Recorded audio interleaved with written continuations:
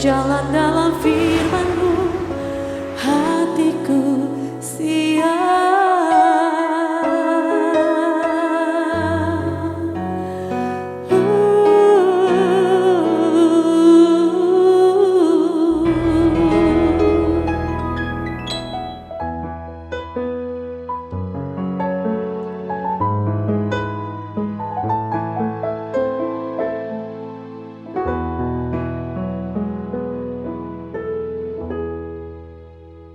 Salam God Lover yang dikasihi oleh Tuhan Yesus. Berjumpa kembali di acara Raise and God. Beberapa waktu ke depan ini kita akan bersama-sama menikmati hadirat Tuhan. Setelah kita sibuk dengan berbagai aktivitas dan kita berjerih lelah dengan pekerjaan kita. Kita semua mungkin secara fisik menjadi lemah, menjadi lelah, dan secara emosional mungkin kita terkuras habis karena situasinya tidak bersahabat. Bahkan mungkin secara mental kita juga menjadi sangat tertekan karena berbagai permasalahan yang kita hadapi hari ini. Tetapi Tuhan Yesus mengundang kita semua, marilah kepadaku yang letih lesu dan berbeban berat, aku akan memberikan kelegaan kepadamu. Puji Tuhan, mari kita hampiri tata kasih karunia-Nya, kita serahkan segala keletihan, kelelahan dan beban kita. Percayalah Tuhan memberi kelegaan kepada kita semuanya. Kita berdoa. Bapa di surga, kami bersyukur karena Engkau senantiasa mengundang kami untuk menghampiri tata kasih karunia-Mu.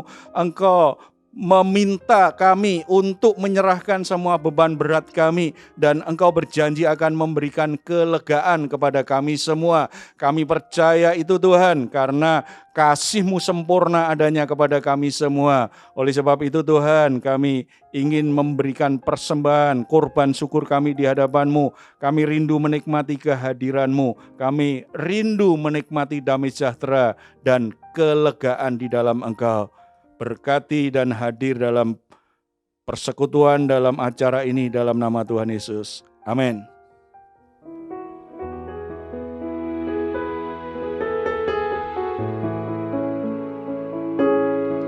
Kami mau menikmati hadirat-Mu malam ini, Bapa. Kami mau tinggal di dalam hadirat-Mu. Terima kasih Yesus.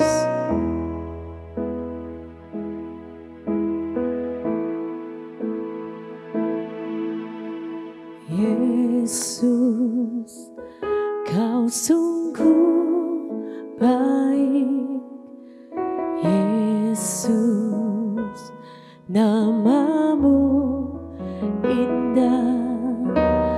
Yesus, ku cinta Kau selalu. Ku tinggikan, ku agungkan selamanya. Yesus, Kau sungguh baik. Yesus, nama-Mu indah.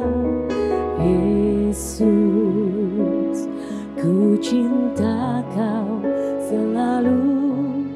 Ku tinggikan, ku agungkan selamanya.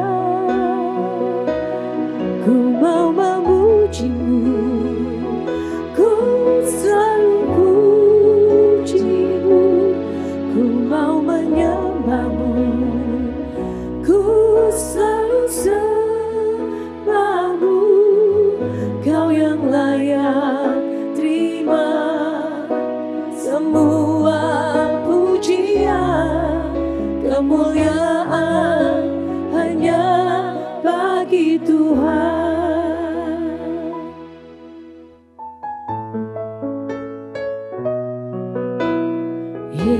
Yesus, Kau sungguh baik. Yesus, nama-Mu indah. Yesus, ku cinta Kau selalu. Ku tinggikan, ku agungkan selamanya. Ku mau memuji-Mu, ku selalu puji-Mu.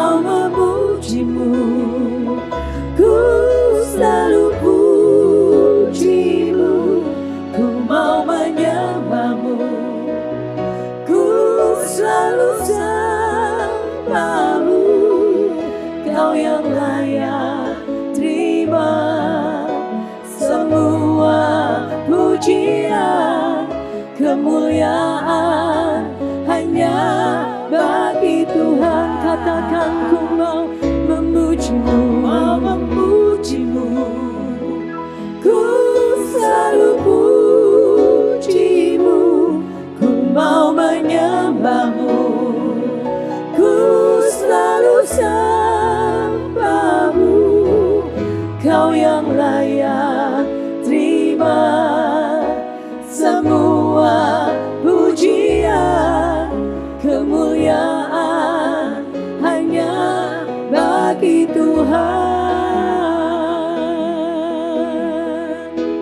Oh, kemuliaan bagimu Yesusku. Haleluya. Terima kasih Yesus. Pujian syukur kami naikkan padamu. Kami mau menyembahmu Yesus.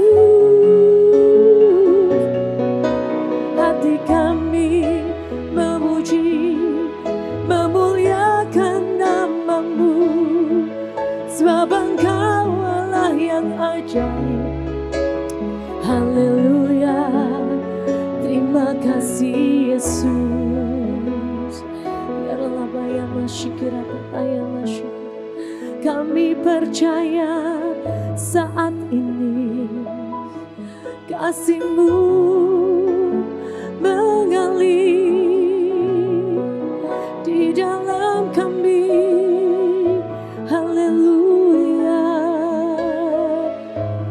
Menenangkan jiwa kami, memulihkan kami.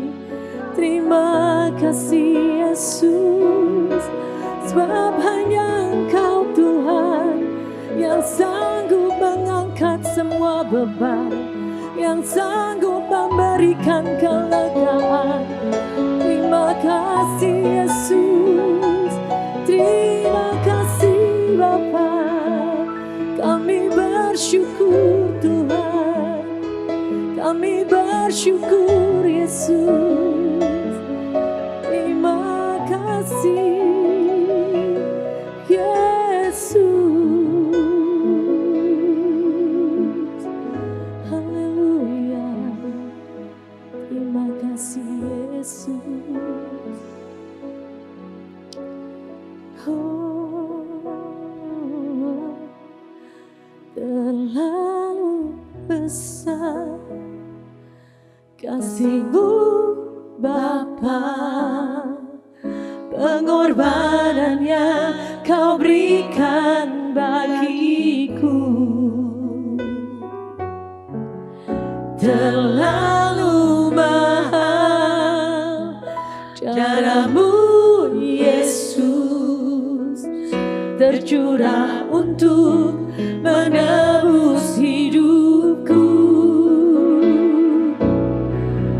Terlalu besar kasih-Mu Bapa, pengorbanan yang Kau berikan bagiku terlalu mahal.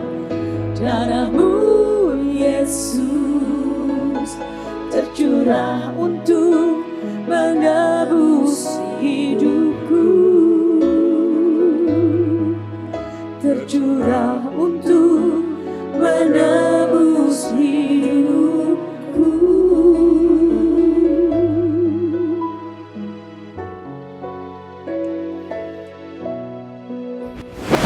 Puji Tuhan, anugerah Tuhan itu luar biasa dalam hidup kita, melebihi apa yang kita butuhkan. Amin. Malam hari ini kita akan sharing tentang hubungan orang tua dan anak, terutama tentang pola asuh. Ya, saya pernah berjumpa dengan seorang anak remaja yang sangat sedih sekali, sangat tertekan. Ketika saya tanya, kenapa kamu sangat sedih? Dia cerita karena dia tidak jadi juara kelas. Kemudian saya tanya, lalu kamu juara berapa? Saya juara 2. Jadi ternyata selama ini dia selalu juara 1. Dia selalu yang terbaik dari sisi nilai di kelas. Ketika rankingnya turun, dia sangat sedih dan merasa malu.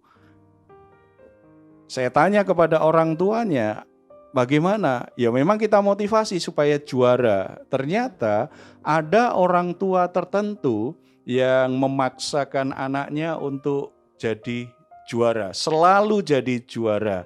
Nah, permasalahan ini banyak terjadi dalam keluarga ya.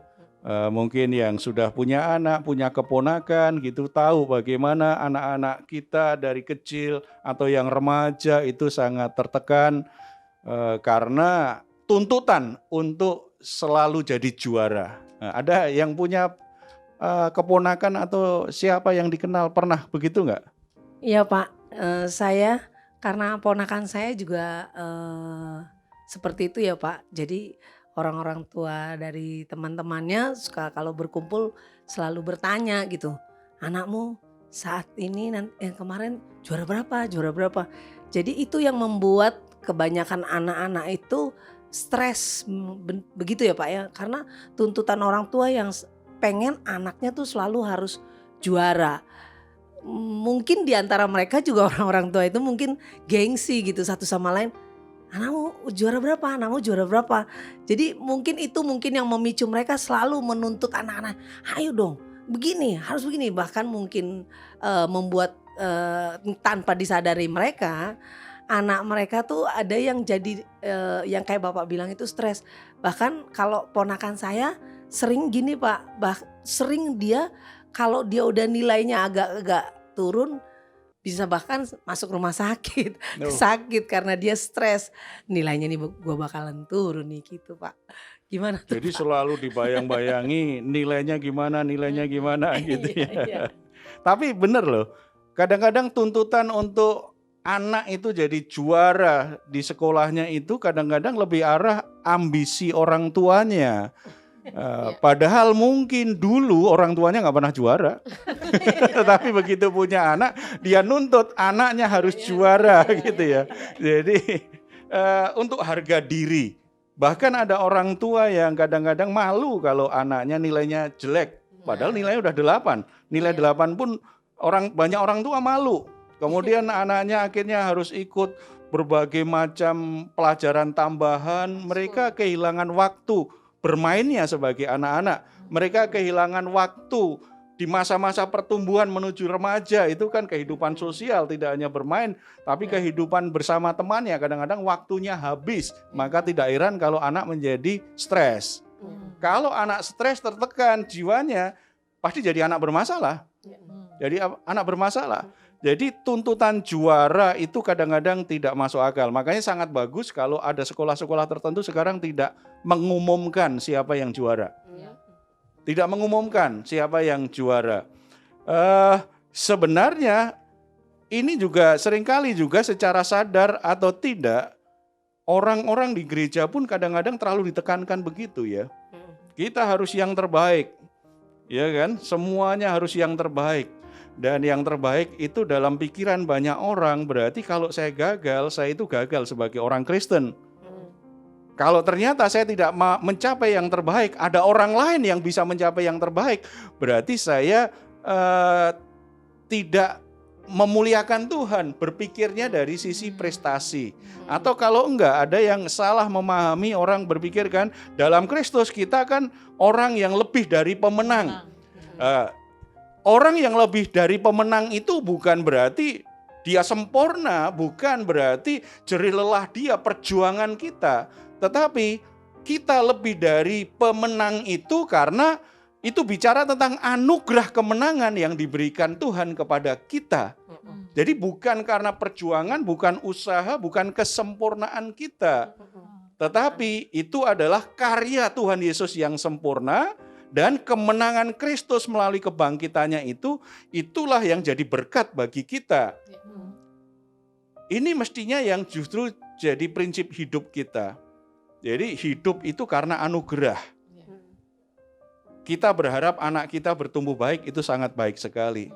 Tetapi tuntutan untuk selalu juara, seringkali itu lahir dari ambisi, di mana pusatnya harga diri dan kesombongan, itu salah. Ya. Jadi kita perlu mengerti prinsip penting dari yang Tuhan ajarkan tentang hal ini ya, supaya tidak kejebak dan orang tua justru membuat anak-anaknya stres dengan ambisinya itu loh. Nah sekarang Pak, bagaimana sesuai dengan firman Tuhan tanggung jawab itu Pak? Tanggung jawab orang tua ya. Tanggung jawab orang tua yang sesuai dengan firman Tuhan sebenarnya itu seperti apa Pak? Ya, sebenarnya banyak sekali di Alkitab prinsip-prinsip mendidik anak yang benar ya. Salah satunya di Amsal 22 ayat 6. Didiklah orang muda menurut jalan yang patut baginya, maka pada masa tuanya pun ia tidak akan menyimpang daripada jalan itu. Kita akan lihat satu ayat ini aja ya. Didiklah orang muda, berarti setiap orang tua punya tanggung jawab apa? Mendidik anak-anaknya yang sedang memasuki usia pertumbuhan. Jadi anak-anak itu kan ada tahap-tahap pertumbuhannya ya. Ketika anak-anak mulai masuk di usia-usia pertumbuhan mereka, orang tua harus punya komitmen dan perhatian besar untuk mendidik anak-anaknya. Mendidiknya di mana? Menurut jalan yang patut baginya. Jadi bukan jalan yang patut bagi orang tua. Mendidik anak itu fokusnya bukan untuk memenuhi ambisi orang tua supaya orang tua harga dirinya naik. Supaya orang tua tidak malu dengan orang lain. Supaya orang tua punya kebanggaan bahwa anaknya hebat. Didiklah orang muda menurut jalan yang patut baginya. Berarti jalan yang sesuai dengan jalan yang dirancang Tuhan bagi anak kita. Di sini penting sekali bagi para orang tua untuk memahami keunikan, keistimewaan anak-anaknya. Setiap anak lahir dengan keunikan tertentu, ya. Bisa bakat, bisa talenta, bisa karunia dari Tuhan, bisa juga passionnya apa. Itu kita mesti lihat keunikan anak. Menurut saya tidak ada anak yang bodoh. Yang ada adalah karena anak tidak bertumbuh sesuai dengan keunikan diri yang dirancang Tuhan. Tuhan itu memiliki desain yang begitu indah untuk anak-anak kita. Amin. Supaya anak kita bisa bertumbuh dan berkembang. Ya. Kemudian dalam rancangan Tuhan itu anak kita itu ditempatkan pada rencana Tuhan yang kekal. Makanya setiap anak pasti punya tujuan hidup yang dari Tuhan.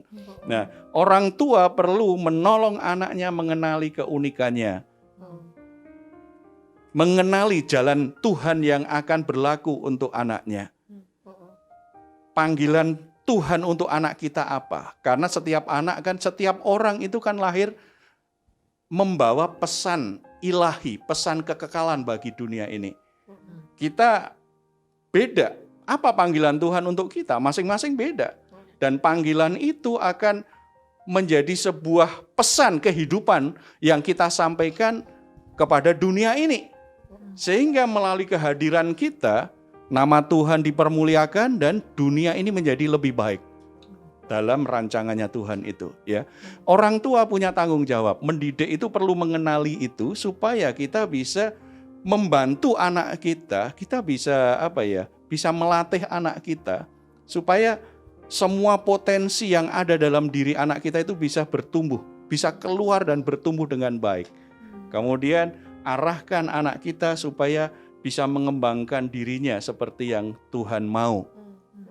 Jalan yang patut baginya. Jadi bukan jalan yang patut bagi orang tua. Saya seorang pendeta, itu adalah panggilan Tuhan. Saya tidak akan paksakan anak saya jadi pendeta.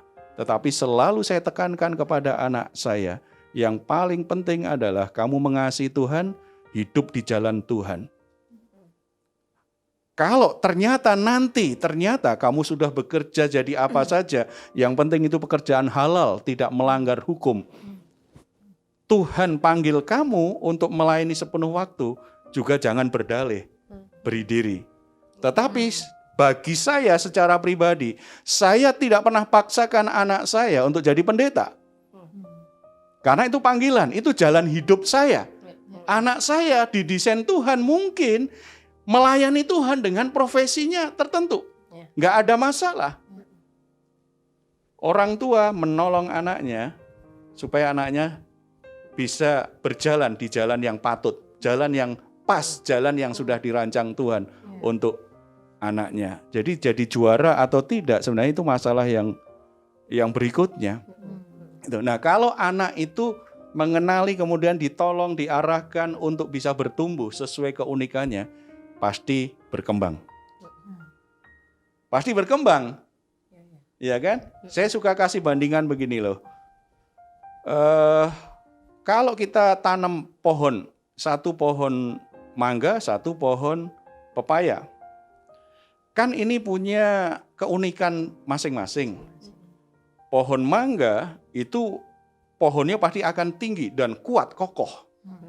Karena akar tunggang kan, kuat. Sementara pepaya itu pohonnya walaupun bisa tinggi, tetapi kan batangnya lunak. Kemudian buahnya juga lunak, gitu ya. Punya keunikan. Ketika merawat pohon mangga dan pohon pepaya itu harus dengan pendekatan yang berbeda. Tidak bisa dipaksakan. Kemudian ketika bertumbuh juga nggak bisa dibandingkan. Pohon mangga bisa sangat tinggi, bisa sampai 3 meter, 4 meter. Tetapi pepaya kan nggak setinggi itu. Batang pohon mangga bisa sangat kuat sekali. Tetapi pohon pepaya nggak akan bisa kuat. Ada pendekatan yang berbeda. Nah, orang tua punya tanggung jawab menolong, mengenali keunikan dan mulai merawatnya gimana, mengasuhnya sesuai dengan keunikan anak kita ini. Nah, kalau anak dirawat, diasuh, dididik sesuai dengan keunikan dirinya, anak itu akan sukacita menjalaninya, tidak tertekan. Nah, kalau anak itu bersukacita menjalani dirinya sesuai dengan dirinya banget, gitu kan? Kalau anak misalnya ya dia sekolah atau melakukan aktivitas proses pembelajarannya, kemudian anak kita bilang ini gue banget nih. Nah, karena gue banget makanya dia menikmati proses belajarnya. Karena dia menikmati proses belajarnya, anak ini pasti akan bertumbuh, berkembang dengan baik, produktif. Pasti maju dia. Nggak akan stres. Ya kan, seperti kalau kita suka pekerjaan tertentu, kita kan nggak akan stres. Dan janji Tuhan indah kan? Maka pada masa tuanya, masa tua anak kita ini tidak akan menyimpang daripada jalan itu. Karena orang tuanya menolong dia menemukan jalannya Tuhan, menemukan rancangan Tuhan atas hidupnya, dan anaknya akan berkembang menjalani hidupnya sesuai dengan desain Tuhan. Dan itu anak itu yang disebut dengan berhasil. Sebagai orang tua kita akan berhasil karena kita bisa menolong anak kita menjadi seseorang seperti yang Tuhan rancang. Jadi keberhasilan orang tua itu bukan soal jadi juara kelas, berprestasi atau tidak. Apakah anak kita itu bertumbuh sesuai dengan rancangannya Tuhan? Kalau anak kita bertumbuh dan berkembang sesuai rancangan Tuhan, mungkin tidak juara di kelas, tetapi kita orang tua yang berhasil. Amin. Amin. Bisa juga anak kita juara, bisa juga. Tetapi itu bukan tujuan, itu hasil dari proses yang baik. Jadi Bapak Ibu, saudara-saudara yang punya anak di rumah ya, mungkin anakmu saat ini sedang alami kegagalan, anakmu sedang sedih karena tidak naik kelas. Saudara jangan langsung diberi label bahwa ini anak bodoh. Tidak, bisa jadi dia tidak mampu untuk melewati proses pembelajaran dengan baik. Tanggung jawabmu sebagai orang tua, tolong dia untuk bisa mengenali keunikan, keistimewaan. Tidak ada anak yang bodoh, tidak ada anak yang sebenarnya tidak mampu lakukan apa-apa. Tidak, setiap anak diciptakan Tuhan dahsyat dan ajaib. Yang perlu adalah ditolong supaya potensi sesuatu yang baik yang Tuhan berikan dalam diri mereka, itu kita tolong supaya bisa bertumbuh dengan baik. Dia mengenali dan bisa menumbuh kembangkan itu.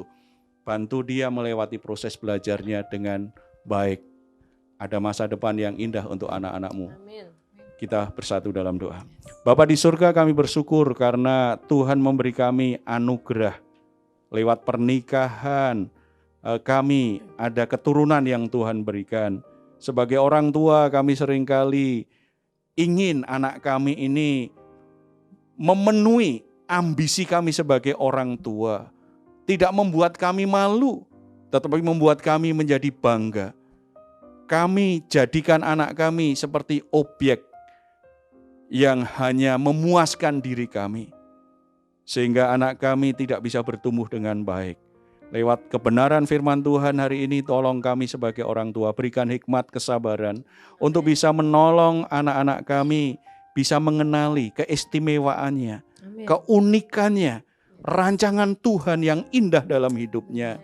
Dan kami bisa menjadi orang tua yang memberi dukungan semangat, yang mendampingi anak-anak kami, supaya anak-anak kami bisa mengembangkan keunikannya, potensinya, bakatnya, karunianya, talenta yang Tuhan berikan kepadanya. Dan anak kami bisa menikmati proses pembelajaran itu dengan baik. Beri kami hati sebagai orang tua yang membalut kesedihan hati anak-anak. Bukan hanya marah dan menghakimi, tetapi biarlah pada saat anak kami sedih karena kegagalannya, kami hadir untuk memberi kesembuhan di hatinya, memberi dorongan semangat kepada dia. Kami bersyukur karena Tuhan memberikan masa depan terbaik untuk anak-anak kami. Berkati kami dengan segala sesuatu yang baik yang kami butuhkan, supaya kami bisa menjadi orang tua yang bertanggung jawab di hadapan Tuhan, orang tua yang efektif di dalam membesarkan anak-anak kami, orang tua yang bisa menyatakan kasih dan kebenaran Tuhan kepada anak-anak kami. Bapa, berkati setiap anak-anak remaja, setiap anak-anak dan setiap pemuda. Mungkin mereka sedang galau dengan masa depannya.